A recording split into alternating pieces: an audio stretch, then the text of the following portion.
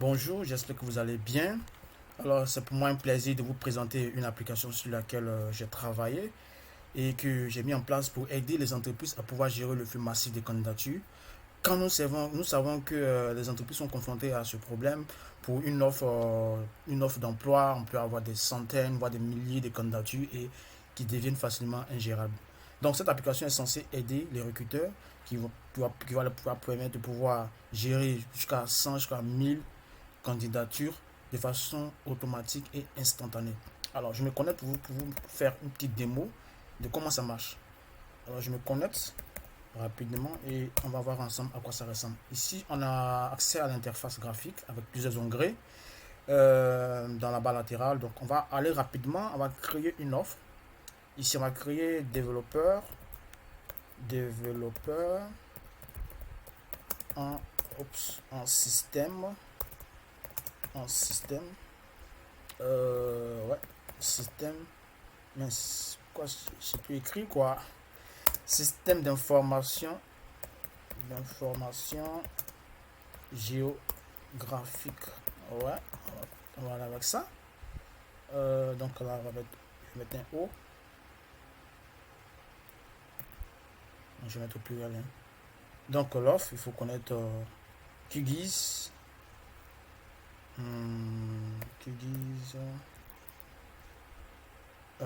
Quoi d'autre encore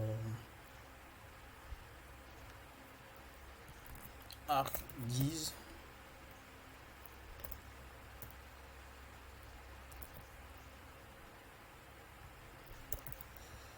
Puis quoi d'autre. Bon, c'est ce que je sais, hein, voilà. C'est juste une simulation. Donc ici on prend un bac plus 5. Un bac plus 5 un bac plus 5 en informatique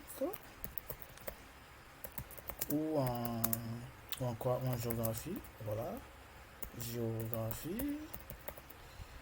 Puis Ops. Là, je viens là, je mets 3 ans d'expérience. 3 ans d'expérience. 3 ans d'expérience. Je pense qu'on va s'arrêter là. Donc, bon, je vais mettre un dernier élément. Géocodage.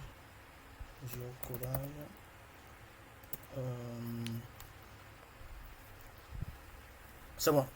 Donc, ici, voici l'interface qui nous permet de créer une offre qu'on peut publier après sur LinkedIn. Donc, du coup, ici, on peut limiter, en fait, une question de budget, puisque c'est une application qui ne va pas gérer des centaines, voire des milliers de candidatures.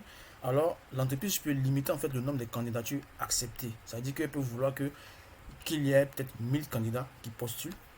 Donc, ça, on fixe la limite. Et puis, parmi les 1000, combien elle veut pour l'entretien avec un humain. Donc, on peut limiter à 20, ça dépendra de l'entreprise. Une fois qu'on a fait, on a paramétré ce formulaire, on va maintenant créer l'offre. Là, on doit choisir la date limite pour l'entretien préliminaire. Donc là, je mets le 29 et puis maintenant, je crée l'offre. Donc, l'offre est créée. Ici, on a un champ qui est là. Quand je clique sur ce champ, automatiquement, le lien est copié. Et ce lien-là, c'est ce lien que l'entreprise peut publier sur ses canaux, Facebook, WhatsApp, Twitter, LinkedIn, etc. Donc, étant un candidat, je vais par exemple sur LinkedIn, je découvre ce lien. Donc, je clique ici. Ben, ici, moi, je le mets dans la barre de navigation. Donc, quand je clique, j'accède en fait à un formulaire. Et normalement, les candidats ne doivent pas voir cette interface. C'est parce que j'utilise en fait l'application avec le formulaire sur ma machine quand on voit ça. Donc là, je mets mon nom.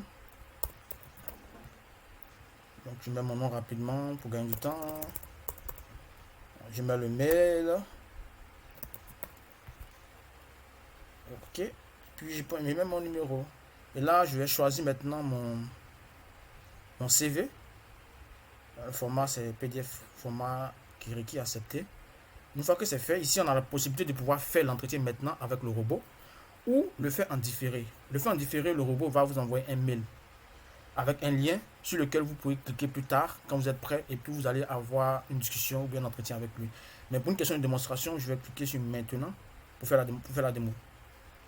Donc, je me prépare pour l'entretien avec le robot. Alors, je me mets dans un endroit qui est calme. Bonjour Marc, merci d'être avec nous aujourd'hui. Pouvez-vous vous présenter brièvement en quelques mots? Bonjour, je suis Marc Nguessan, ML Engineer. Merci Marc. Pouvez-vous nous parler de votre expérience en géocodage et des outils que vous avez utilisés? Oui, j'ai eu une expérience en géocodage avec la mise en place d'une application de cartographie sur 14 pays. Et donc, j'ai utilisé des shapefiles, qui sont des fichiers qui contiennent des coordonnées géographiques, et que j'ai utilisé pour pouvoir retrouver les villes, les noms des villes de, qu'on appelle, des localités dont on a les coordonnées. Très bien. Pouvez-vous préciser votre maîtrise des outils SIG comme QGIS ou ArcGIS et comment vous les avez intégrés dans vos projets? J'ai utilisé, tu peux dire brièvement, QGIS pour pouvoir faire sortir en fait les zones administratives des 173 districts sanitaires de la Côte d'Ivoire. J'avais des coordonnées, il y avait un fichier shapefile que j'ai uploadé dans QGIS et lorsque j'ai entré certains paramètres, le logiciel m'a fourni en fait les positions des différents points, mais des différentes zones sur la carte. Et j'ai beaucoup utilisé Python, pas Python, pardon, R, pour faire tout ce qui est géodécodage. Et puis le codage, il y a des frameworks qui permettent cela. Donc, je préfère travailler en ligne de commande plutôt que d'utiliser des outils clic-bouton. Merci beaucoup Marc Nguessan. Nous avons abordé tous les points. L'entretien est maintenant terminé. Nous reviendrons vers vous très prochainement. Bonne Merci. journée. Alors, l'entretien est terminé. Voici ma note. Donc là, je retourne sur l'application en tant que, comment on dit, bon, en tant qu'entreprise. Donc, quand je viens sur le dashboard, je vois on a 7 offres actives, dont 11 candidats. Au total, et 5 ont fait un entretien, donc 4 ont été retenus. Alors, si on se concentre sur l'offre des développeurs en système d'information, c'est ce que je viens de faire. Là, on voit bien qu'il y a mon nom qui est ici, il y a mon mail, il y a le score, il y a la recommandation, la durée. Et là, on n'a pas de candidature en attente, c'est-à-dire que pour le moment, j'ai été interviewé, j'ai été retenu, j'ai pas été rejeté. Donc, si on clique sur détail, ici, on peut voir en fait un certain nombre d'informations sur les différents critères de sélection, les différentes notes que j'ai eues pour ces critères-là. Le numéro, le CV qui était déposé, la durée, la date de l'entretien et aussi la synthèse de l'IA. L'IA dit candidat avec un profil intéressant qui mérite d'être revu en second entretien.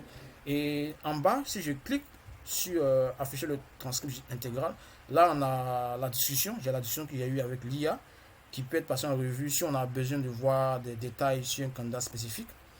Donc voici en fait comment l'application marche et là pour l'onglet analytique on a les informations de façon plus détaillée pour toutes les offres.